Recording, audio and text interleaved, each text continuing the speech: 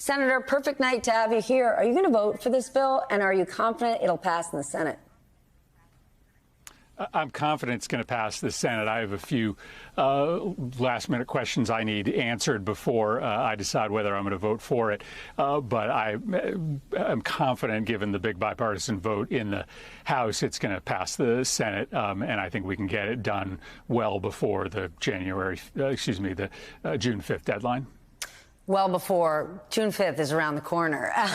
What is your message to colleagues who are thinking about offering amendments that could slow things down?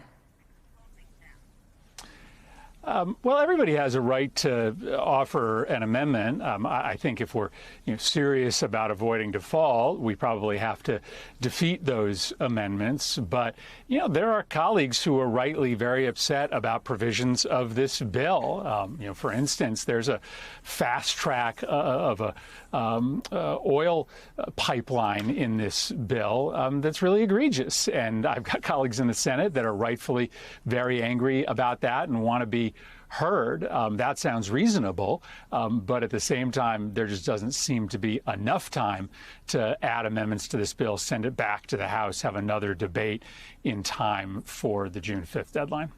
I want to get out of the Washington insider Politico scene and talk about all the Americans out there, plenty of Americans that think government does not work for them. They don't trust the government. What do you say to that person who is sitting at home watching Republicans who vote no get criticized for wanting to tank the economy? But what about Democrats who are voting no? Well, let's be clear. This is not an accomplishment. Right. All we did was prevent default by raising the debt ceiling. This is something that we have done routinely as a Congress, over 60 times. And we are in this circumstance only because we have a bunch of juvenile delinquents that are in charge of the House of Representatives who have basically said our agenda is so unpopular. This is the House Republicans. The only way we can get it passed is to threaten to melt down the entire global economy. So you're dealing with political extortionists here. All we did was prevent default. That doesn't really sound like a reason to celebrate. That's not some grand bipartisan victory. Just a year ago, we were saving lives with the most significant anti-gun violence bill in 30 years. We were making a 40% reduction in carbon dioxide emissions from the United States with a groundbreaking climate bill. We were rewriting our veterans' health care laws to save thousands of veterans' lives across this country. Those are real bipartisan accomplishments. This one, just stopping the country from defaulting on its debt, I don't know that this is much to celebrate. When Joe Biden was running, people laughed at him when he said he was going to be the bipartisan president, given how divided things are. But you just mentioned some extraordinary things that made their way through, plus the massive bipartisan infrastructure law. And now this. Did people underestimate the president's political acumen?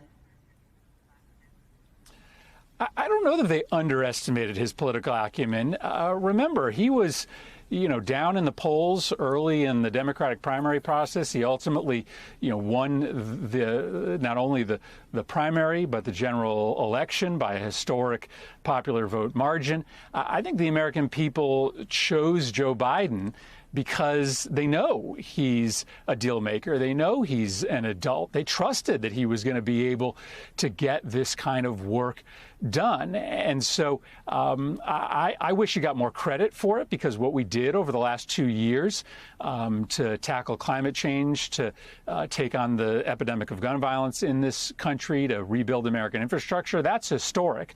I just think we have much kind of lower expectations with Republicans in charge of the House.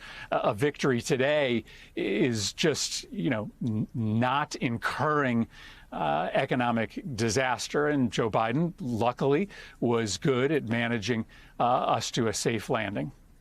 As frustrating as it is to not have everything you want in the bill, do you think the American people are more concerned or happier about things getting done on a bipartisan basis with some level of checks and balance, even if they leave some good stuff on the table?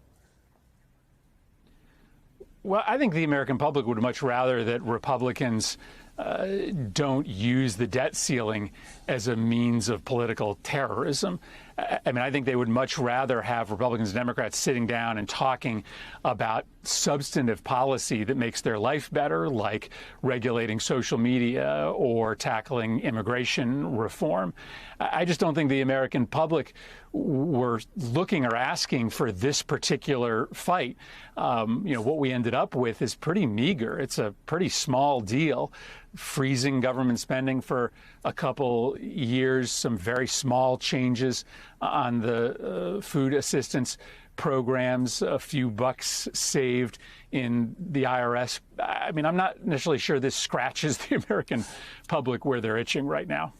To that very point, though, you co-wrote a piece in the Daily Beast calling for a spiritual renaissance in American politics. And I believe it speaks to exactly what you're talking about, coming together for the common good. Explain. Yeah, I'm so sick and worried and exhausted by the polarization in this country, the kind of polarization that led us to this moment in which Republicans in the House of Representatives were okay defaulting on U.S. credit as a means to try to enact an agenda that's so extreme they can't get it done any other way through conventional means. And so I'm trying to figure out ways in which we can have a more fruitful dialogue, not in Washington, but out in America, about what we want from government. And my suggestion is to just start with a really basic conversation. What makes us happy? What makes us fulfilled as human beings? Like, what does it mean to make a good life? I think if you had that conversation, you'd find a lot of agreement between right and left. I think that's a spiritual conversation, right? A conversation about what gives you meaning. And I think there'd be much less division than you might expect if right and left out there in America had that conversation. They'd probably say, you know what, I want some more free time to just experience joy and connection. I want to live less of my life virtually. I want to see people in public. I want to have dinner with friends. They'd probably say, I want more control over my life. I want to know that if I work hard, my kids will do better than me. I think if you had that spiritual conversation, what gives us meaning as human beings, we might have an easier time coming together on policy and politics in Washington. And that's the case that I'm making in this op-ed. Let's have a conversation with the American people about what gives them meaning, what gives them fulfillment. Let's have that with right and left. And maybe that's a new way to take a little bit of the edge off of our politics in Washington. I am down with that. Common decency, mutual respect, every person wanting to be socially free, physically safe, financially secure. It's an extraordinary idea rooted in love. But how do we get there? Yeah, I think you get there by really, taking this conversation out of Washington. And I haven't yet figured out how to do that.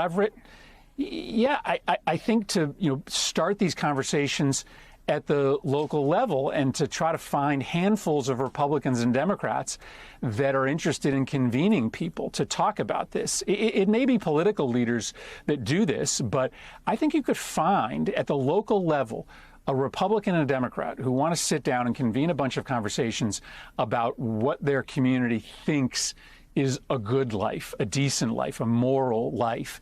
And I'm interested in figuring out ways that we can stimulate that conversation. It probably starts through local leaders wanting to sort of pick up this conversation first. And that's what I'm trying to stimulate with some of the writing that I've been doing.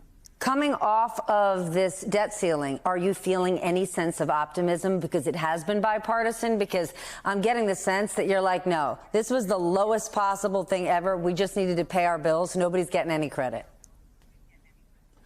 Yeah, so I think I can believe both things are true. I think we shouldn't take any credit for this. This is not an accomplishment. All we did was the same thing we've done 70 times before: raise the debt ceiling so that we can continue to pay our bills.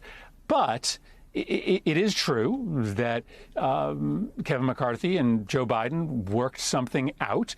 I think it was easier than some people thought it would be, and maybe just maybe, that portends some good things for the future. I'm going to keep my fingers crossed that that's true.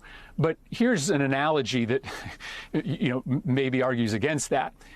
If your neighbor threatens to burn down your house and says, the only way I won't burn it down is if you pay me off, and you pay off your neighbor, that doesn't necessarily portend an era of new good feelings between you and your neighbor, right? And I think that's kind of where we are. The house didn't burn down because we paid off our neighbor.